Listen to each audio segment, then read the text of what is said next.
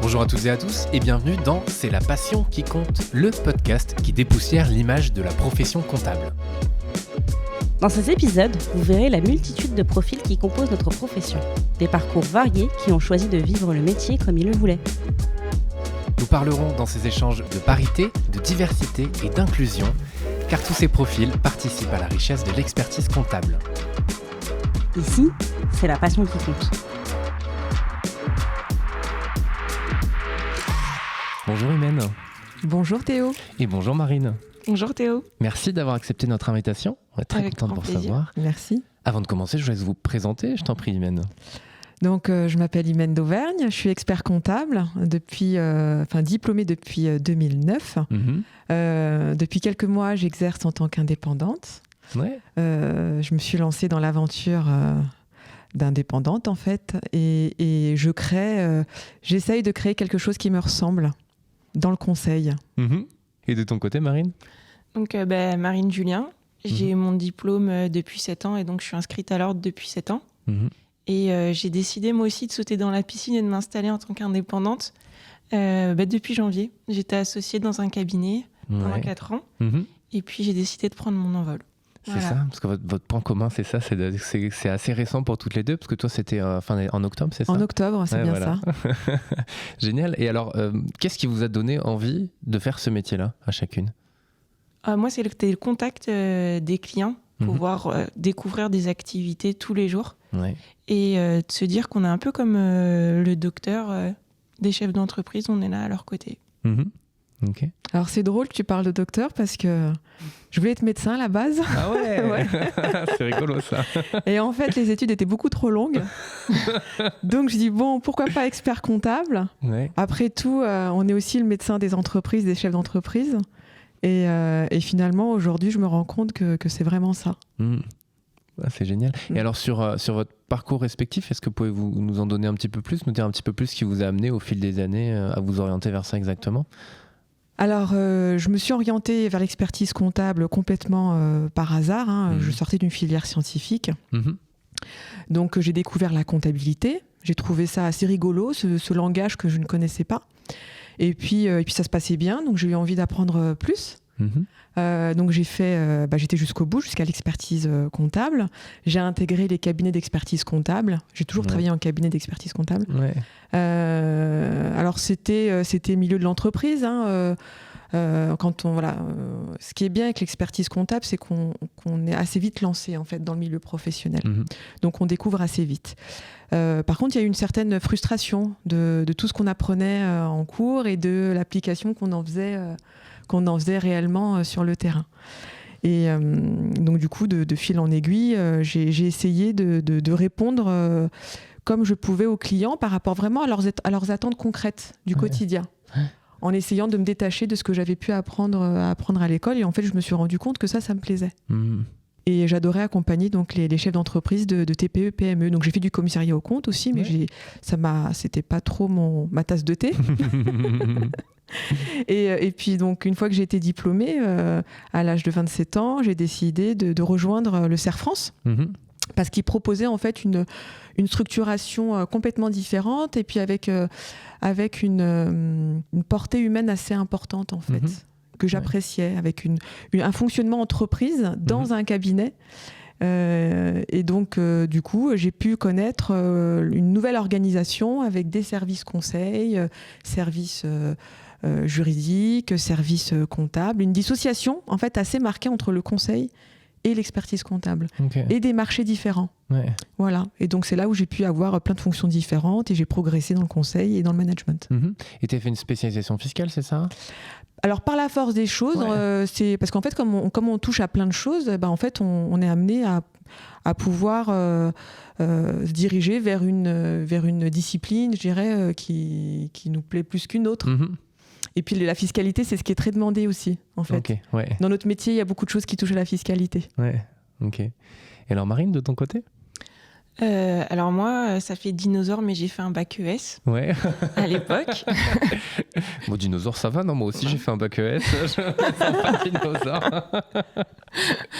Et du coup, je savais pas trop ce que je voulais faire. J'étais attirée par l'économie, la gestion. Et du coup, ma mère m'a dit, écoute, tu vas faire un test d'orientation, puis on verra.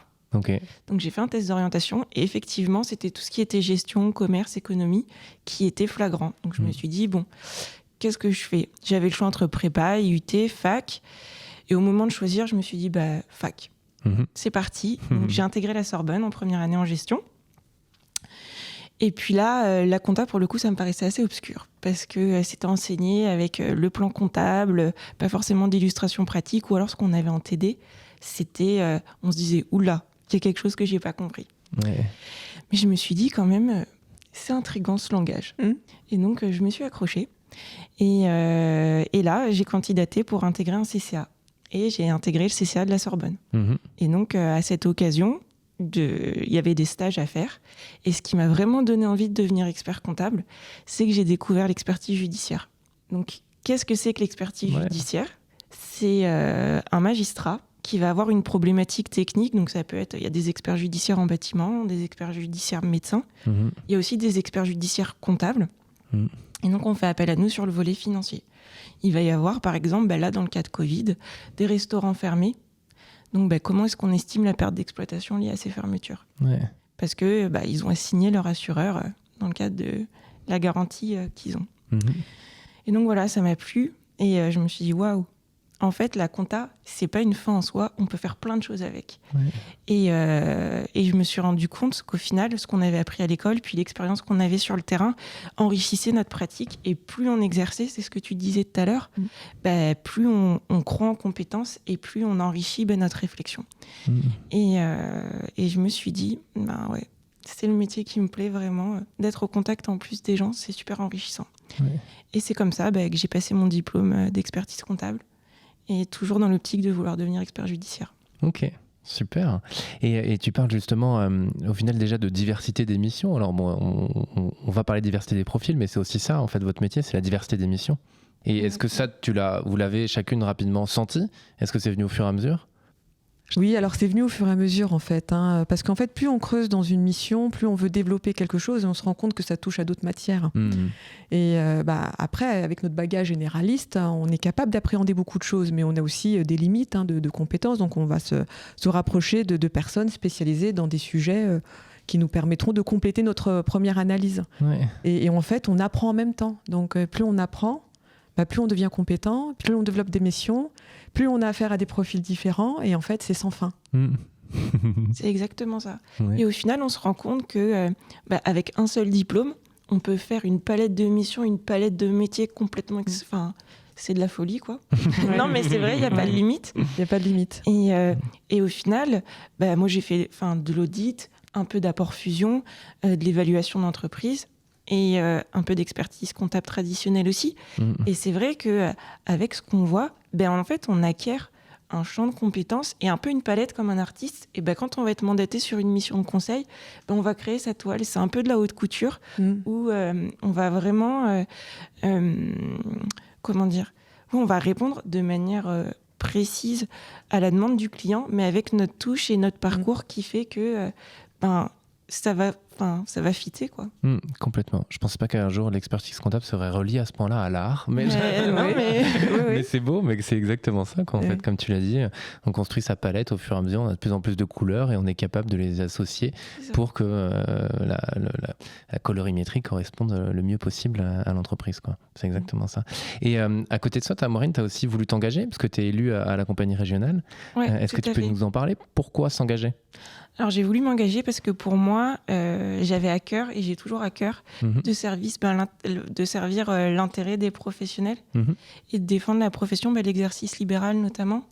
Et ça me tenait à cœur de participer à des groupes de travail et de contribuer à mon petit niveau à apporter ma petite pierre à l'édifice et d'avoir des informations en amont, puis de travailler sur des sujets techniques. Par exemple, je fais partie de la commission évaluation de la CNCC, donc c'est intéressant d'écouter et d'échanger avec des confrères sur différentes problématiques. Et tu es la plus jeune femme, c'est ça, être élue Ouais, c'est ça, à la CRCC de Paris. Vous êtes beaucoup? En femmes, ouais. Je crois qu'on a à peu près la parité. Ok, ça va. Et ton côté, Imen, est-ce que l'engagement, ça te parle? Est-ce que Oui, ça me parle complètement, l'engagement, puisque pourquoi aussi je me suis installée. Ouais. Alors, pour juste faire une petite référence à ce que tu as dit sur l'artiste, je te rejoins complètement. Donc, parce qu'en fait, quand un client me raconte son histoire, ça, par ce qu'il me raconte, tout ce qu'il va me dire, tout ce qu'il va me donner comme information, ensuite, ensemble, on va créer quelque chose. Et on le pose ensuite sur une feuille ensemble, on valide ensemble, et ensuite on donne vie à tout ça, à travers les actes juridiques qu'on va réaliser. Et c'est exactement ça en fait, hein, c'est des idées, on part d'idées, et ensuite on crée de la consistance juridique. Complètement. Et sur l'engagement. Et sur l'engagement, alors pourquoi je me suis installée aussi en tant qu'indépendante, c'est que je voulais accompagner mes consoeurs et mes confrères dans le développement des missions de conseil. Donc aujourd'hui, je œuvre dans ce sens-là. Je suis convaincue que l'expert comptable aujourd'hui est le mieux placé pour accompagner de manière globale le chef d'entreprise.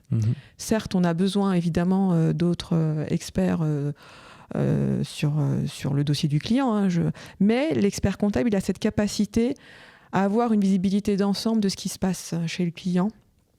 Et avec ses multi-casquettes, ses multi-compétences, il est capable de savoir qui doit intervenir s'il y a besoin de faire un complément de conseil, s'il y a besoin de faire intervenir un spécialiste de la retraite, par exemple, ou de la prévoyance, ou un spécialiste de la cession d'entreprise, ou un spécialiste de l'évaluation, voilà, en fonction de ce qu'il dispose en termes de compétences lui-même, en fonction de ce qu'il dispose au sein de son cabinet, et en fonction des partenariats qu'il a mis en place et des conseils du client, il sera en fait le chef d'orchestre de tout ça.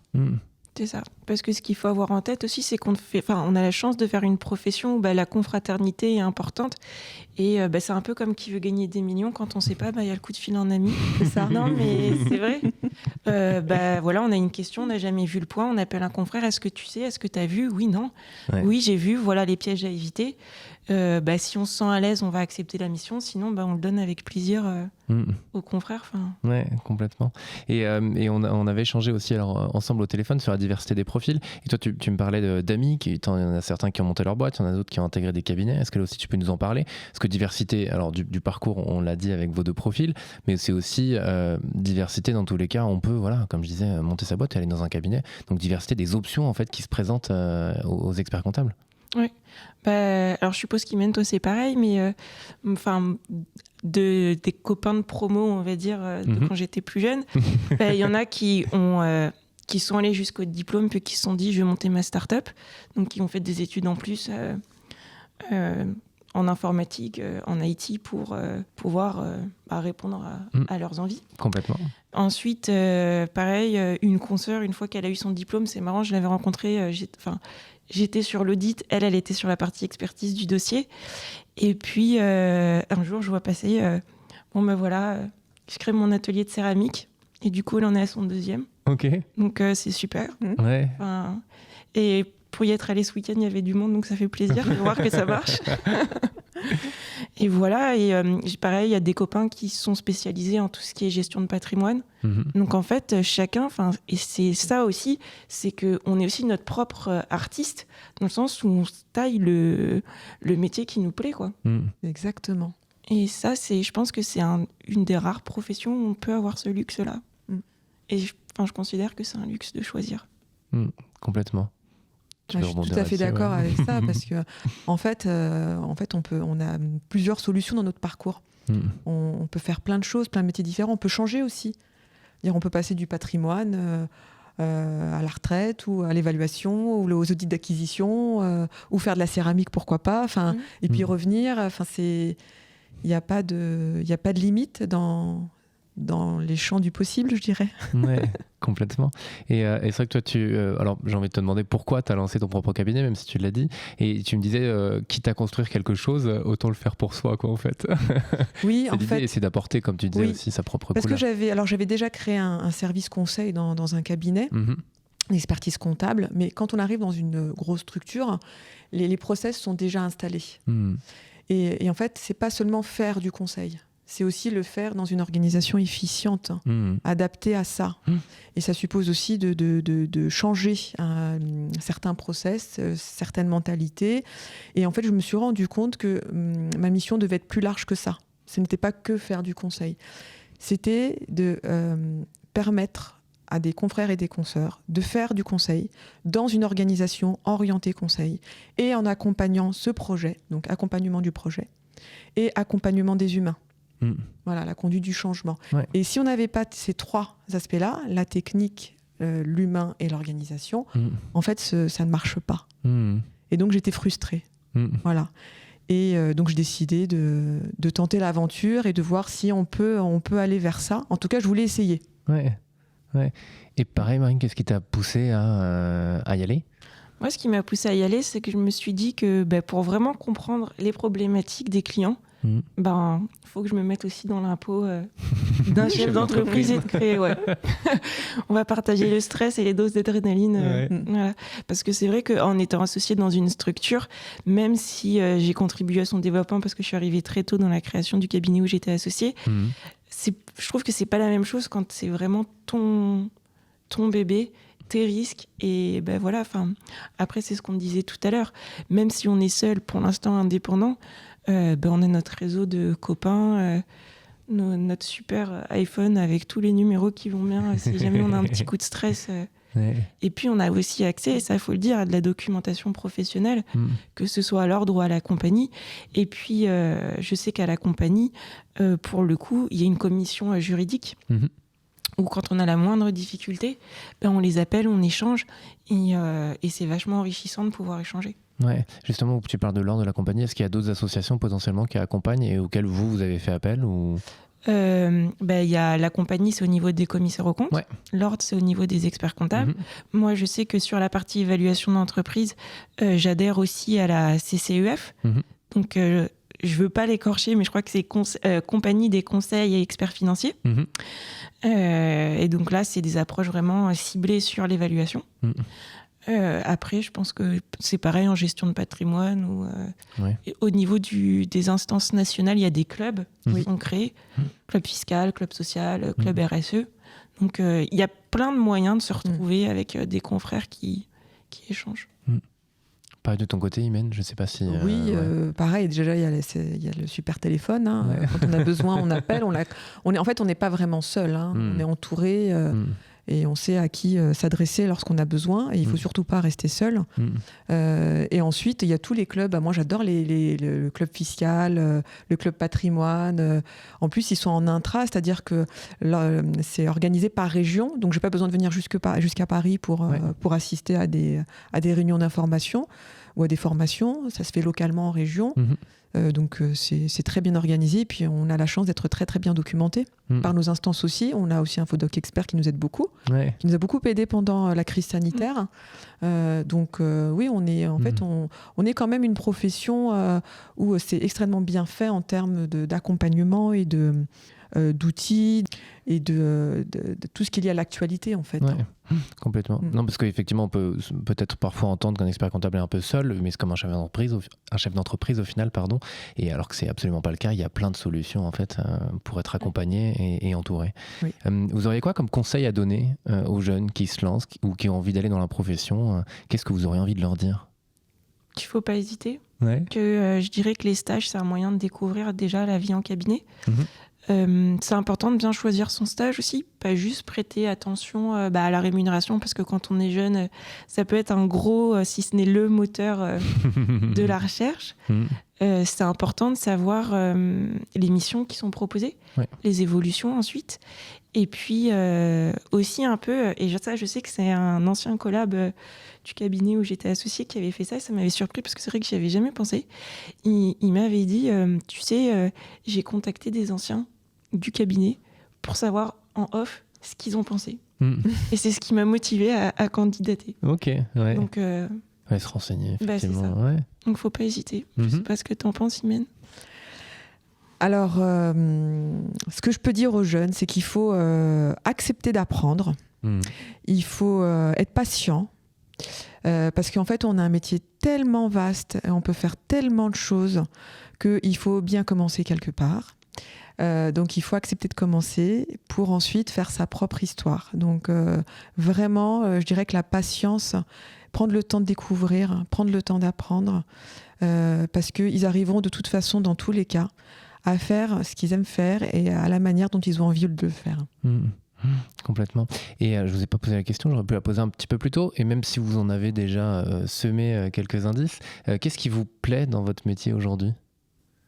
Alors vous avez déjà dit pas mal d'éléments, mais au final... Je te laisse la parole, Marie. Moi, c'est le contact avec que ce soit les clients ou les avocats qui peuvent être des apporteurs d'affaires, ou un peu tous les professionnels qui gravitent autour de nous. Les jeunes aussi. C'est intéressant de voir comment est-ce qu'ils envisagent la profession et puis un peu les clichés qu'il y a sur nous. Donc, c'est bien de casser ces clichés-là aussi. Ensuite, ce qui est intéressant, c'est de pouvoir continuer à se former tout en étant expert comptable.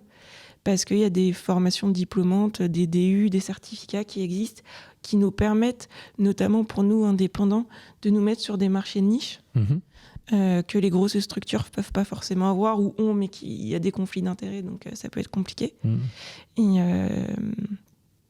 voilà. Ça marche. Et avant de terminer, est-ce que vous auriez un mot de la fin ou quelque chose à ajouter ? On a échangé pendant une 20aine de minutes à peu près. Voilà, si vous voulez, moi je laisse la parole libre si vous le souhaitez. Je dirais qu'il ne faut pas se poser de limites. Les limites, on se les pose nous-mêmes. Donc, il faut tenter, il faut essayer. Et puis surtout, il ne faut pas se décourager parce que c'est en faisant des erreurs qu'on apprend. Donc, c'est pas grave de se tromper, c'est pas grave d'avoir fait, parce que c'est le cas de copains, 2 ans de médecine, puis d'arriver en compta. C'est pas une tare d'avoir redoublé 2 fois. Et puis de venir découvrir, oser un métier qui est franchement passionnant et enrichissant. C'est beau. Oui, c'est un très très beau métier. Et effectivement, il faut plein d'apprentissage. En fait, on apprend tout le temps. C'est un métier où, si on aime apprendre, c'est le métier qu'il faut choisir. Parce qu'on en apprend tous les jours. Et c'est un métier où, en fait, c'est sans fin. C'est tout le temps nouveau. C'est des nouvelles personnes, des nouvelles activités, des nouvelles problématiques. C'est en mouvement tout le temps, en fait. Donc, il faut tout le temps s'adapter. Et c'est vrai que c'est un métier qui ouvre énormément d'opportunités. Parfait. Imen, Marine, merci beaucoup pour cet échange. Merci à toi. Merci Théo. À très bientôt. À bientôt. À bientôt.